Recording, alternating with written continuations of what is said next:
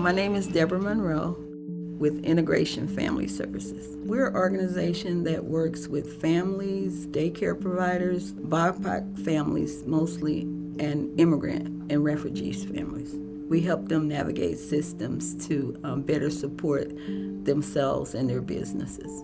They're concerned about the pollution. We're in South King County, South Seattle, parts of Renton, Skyway, SeaTac, Tequila, Burien, parts of West Seattle. Those areas are close to the airport, and you can feel the soot, the fumes coming from the planes because they're so low.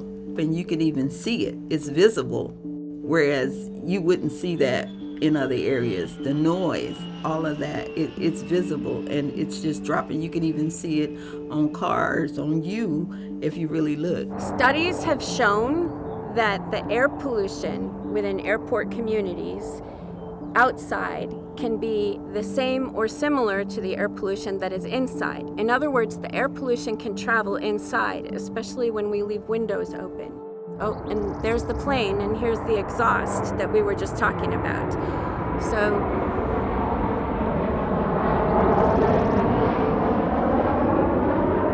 there's air pollution coming out of that exhaust, and then we also have the noise pollution, which can cause cognitive issues. The history is we were forced to live here due to housing policies that made it difficult for us to be able to live in other areas. They raised the prices of those places, and it was cheaper to live in these areas that were closer to airports where other people wouldn't want to stay. Up until the late 70s in Seattle, banks made it harder for people of color to have housing in certain areas. And that racist practice forced people to live closer to sources of pollution, which increases their exposure to that air pollution and leads to adverse health. Living near sources of air pollution causes harm both in the short term and in the long term. Burning fossil fuels causes exhaust, and what's in the exhaust are chemicals. Most concerning is the particulate matter that can be so small it passes through the blood cell barrier and can travel through the bloodstream to cause inflammation in our major organs. It can lead to respiratory issues like asthma or chronic pulmonary disease. It can also cause hypertension and heart attacks.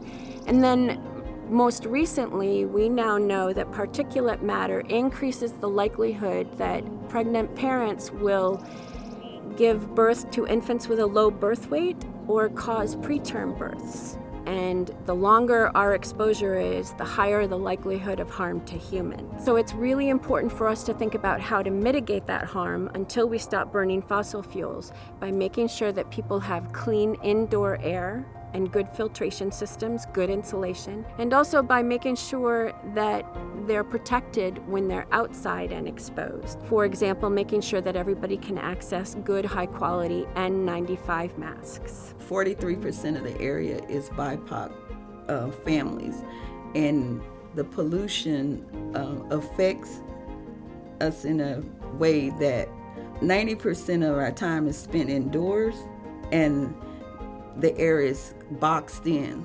So that's why we had the air quality purifiers to help families to have better air, being able to breathe. I want you to know that the air quality, it's really bad here. And these are some things that we can do to make it better.